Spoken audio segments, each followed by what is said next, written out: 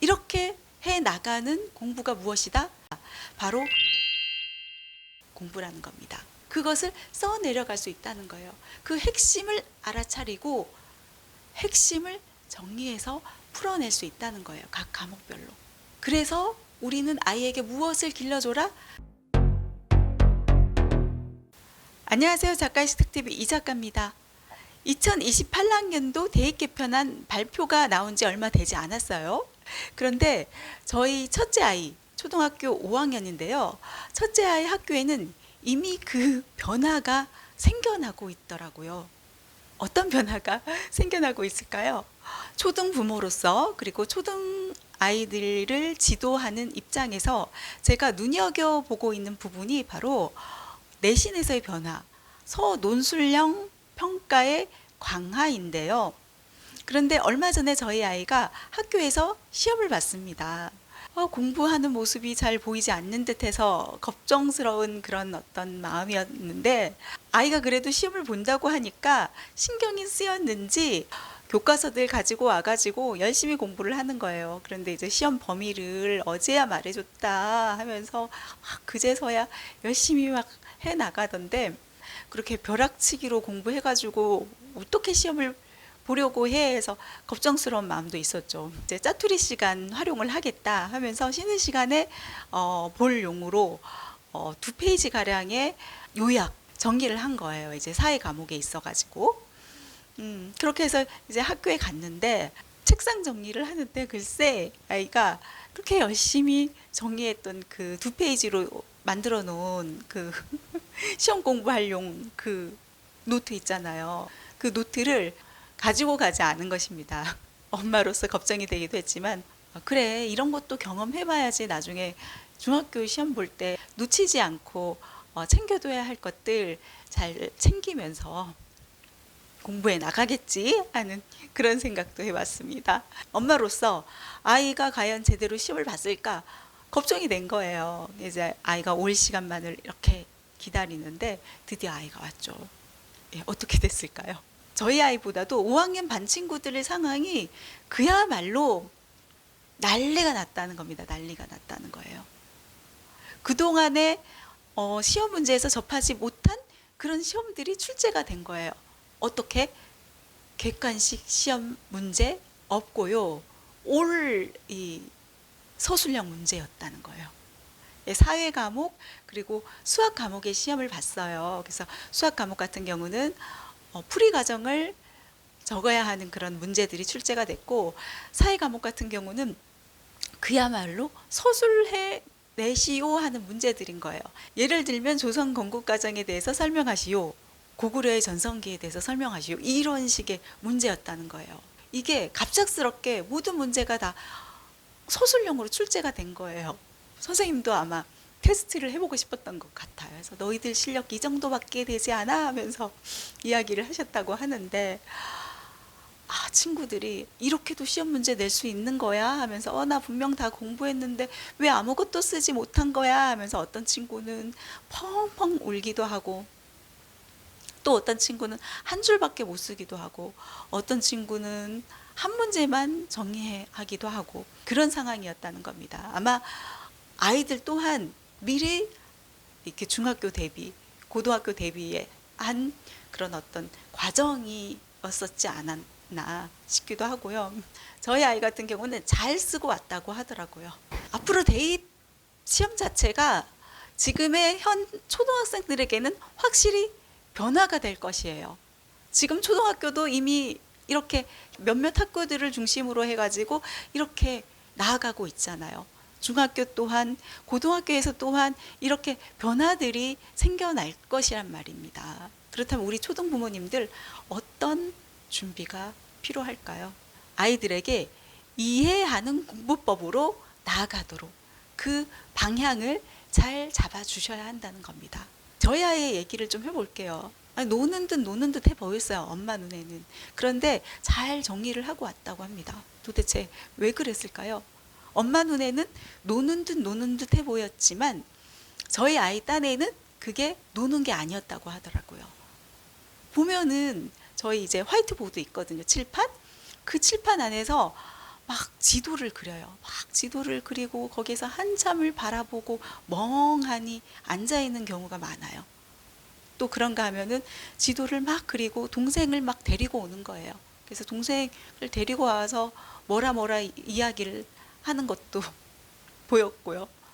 또 엄마가 있으면은 방해된다고 해서 또 동생을 데리고 가서 문을 잠그고 무언가를 막 하는 거예요. 도대체 무엇을 했던 것일까요? 이게 바로 출력 공부였다는 겁니다. 우리가 교과서를 통해서 혹은 책을 통해서 선생님의 설명을 통해서 공부를 해왔단 말이에요. 머릿속에 입력했단 말이에요. 그런데 그 머릿속에만 들어간 그 공부는 진짜 공부가 아니다고 했죠. 정말 내 것으로 만들어야 한다는 거예요. 정말 내가 이해가 됐는지, 내 것으로 쏙 조장됐는지 그것을 확인하는 작업이 필요하다는 거예요. 그리고 정말 내 걸로 만들어 나가는 그런 과정이 필요하다는 거예요. 저희 아이가 해 나갔던 공부가 바로 그 출력 공부라는 것입니다. 지도를 그리고 어떤 날은 조선시대, 어떤 날은 삼국시대, 어떤 날은 고구려시대 그 전성기 상황들을 머릿속에 그리고 멍하니 살펴보면서 이 시대에는 어느 왕이 자리를 했었고 정리 작업을 들어갔었던 거예요. 멍하니 앉아 있었던 게 아니라 엄마 눈에는 멍하니로 보였는데 사실은 그게 아니었다는 거예요. 앉아서 나름대로 정리해 나가는 작업을 했다는 거예요. 그리고 마무리로 했던 작업은 동생을 데리고 가서 이거를 이제 자기 거로 만들어야 되는 거예요. 그래서 동생에게 설명을 해준 거예요. 동생을 이제 학생으로 데려다 놓고서 선생님이 돼서 막 설명을 해왔던 거예요. 그래서 아니나 다를까 이제 방에 문을 잠그고 있잖아요. 엄마가 이제 몰래 이렇게 소리를 들어보면은 뭔가 동생이 막 설명을 해주고 동생도 아 하면서 막 학생처럼 저요 하면서 둘이서 막 그렇게 공부를 해 나갔던 놀이식 공부를 나름대로 해왔던 거죠. 이렇게 해 나가는 공부가 무엇이다? 그냥 달달달달 외우는 공부가 아니라 바로 이해하는 공부라는 겁니다. 이해가 되니까 더 관심이 생기고 더 궁금해지고 더 무언가를 찾아보고 싶고 그래서 찾아서 읽게 되고 궁금한 것들을 더 파헤쳐서 읽게 되고 그리고 누군가에게 설명하게 되더라는 겁니다. 그렇게 설명으로 이어나가다 보면은 자연스럽게 정리까지 돼서 저장이 되게 되어 있다는 겁니다. 그런데 참 안타까운 현실이 제가 이제 초등 친구들을 이렇게 만나보잖아요. 그러면은 잘못된 방향으로 그동안 공부해 왔던 친구들을 많이 만나게 됩니다. 문제풀이에 길들어진 친구들, 달달달달 외우는 공부법, 이해하는 공부가 아니라 암기하는 공부인 거죠.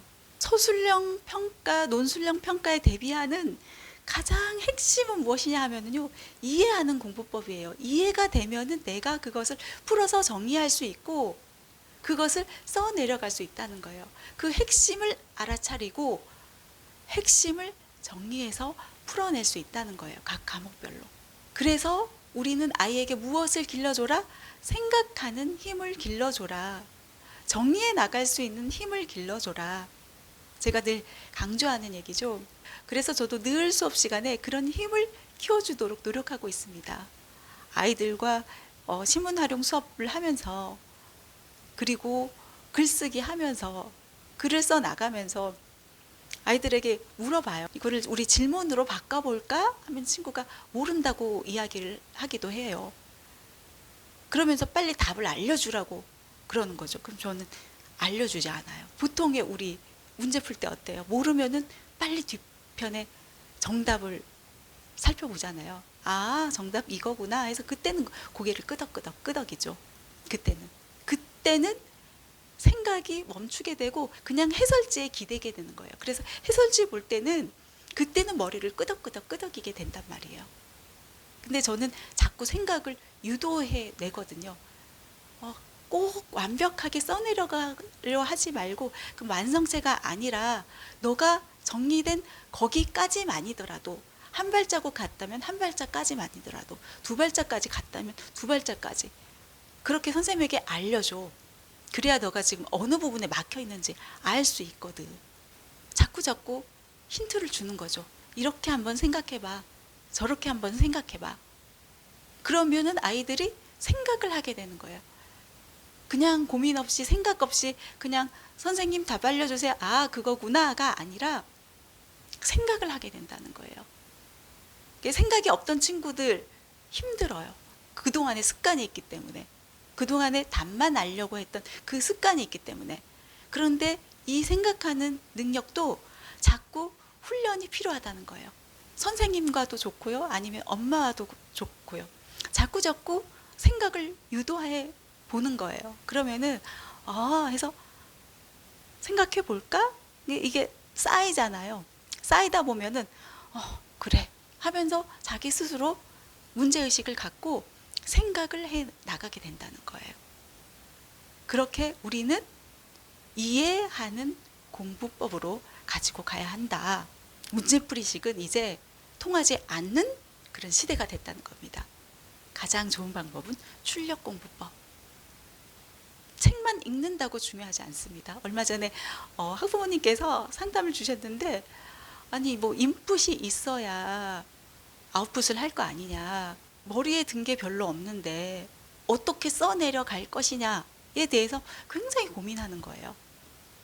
제가 얘기했죠. 책 100권 읽었어요. 1000권 읽었어요. 많이 읽었어요. 절대 중요하지 않다고. 책 많이 읽은 친구라고 해서 온 친구들 보면은 정말 잘하는 친구, 손에 꼽힐 정도로 몇 명 있고요. 그렇지 못한 친구들이 대부분이라는 거예요. 도대체 책을 읽은 친구 맞아? 왜 생각이 없지? 왜 생각하려 들지 않지? 문제만 풀어왔던 친구 아닌가? 책으로서만 인풋이 아닙니다. 신문 또한 활자로 된 텍스트이고요. 그리고 부모님과 대화를 나누면서 그 대화 안에서도 우리는 무언가를 얻을 수 있단 말이에요. 선생님의 설명 안에서도 얻을 수 있단 말이에요. 그런데 친구들이 그런 부분에 대해서도 생각이 없는 친구들이 많아요. 선생님이 열심히 설명을 해주는데 왜 선생님은 이런 이야기를 할까에 대한 고민을 하지 못하는, 고민을 하지 않는 친구들 또한 많다는 거예요.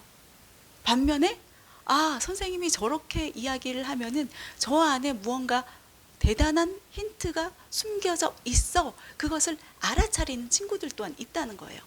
우리 나중에 중학교 올라가가지고 선생님 각 교과목마다 설명을 해주고 하면은 시험 잘 보는 친구들은 바로 그 부분을 잘 캐치하는 친구들이에요. 시험 문제 출제자는 누구다? 바로 그 교과목 선생님이란 말이에요. 그럼 그 선생님은 어떻게 설명을 해주겠어요? 그냥 수다를 떠는 게 아니라 그냥 하고 싶은 이야기를 하는 게 아니라 아이들에게 전달해야 할 사항들, 어떤 시험 문제의 힌트들을 이야기해 주는 경우들이 많다는 거예요. 그것을 캐치할 수 있는 친구들이 시험을 잘 본다는 거예요. 그런 부분들, 그런 과정들도 아이들에게 잘 가르쳐 나갈 필요가 있다는 거예요. 노트 정리하는 방법부터 시작해서 수업 중에 어떻게 해야 하는지, 이런 부분들에 대해서 우리는 늘 잘해왔던 것 같잖아요. 돌아보면 우리 학창 시절을 돌아보면 잘해왔던 것 같잖아요. 그런데 아이들 보면은 잘 모르는 친구들이 있어요. 그런데 또 그거를 알려주면은 잘해 나가는 친구들이 있어요. 의외로 모르는 친구들이 많습니다. 저 같은 경우도 언니가 있어요. 그래서 옆에서 언니가 공부해 나가는 방법들을 보면서 그러면서 터득해서 이런 식으로 하면은 더 편하게 공부할 수 있구나를 배웠거든요. 옆에서 공부해 나가는 방법 또한 배워나가는 것이다. 그게 선생님을 통해서든 언니 오빠를 통해서든 누나를 통해서든 형을 통해서든 우리는 가르쳐 나가야 한다는 겁니다. 다시 정리하면은 우리가 잊지 말아야 할 것은 쓰기, 발표하기가 굉장히 중요해졌다. 그냥 달달달달 암기하는 공부법이 아니라 올바른 방향을 세우고 한 발 한 발 아이가 쉽게 내디딜 수 있도록 우리 부모님, 많은 도움 주실 수 있길 바라보겠습니다. 오늘 이 시간 여기서 마무리하겠습니다. 감사합니다.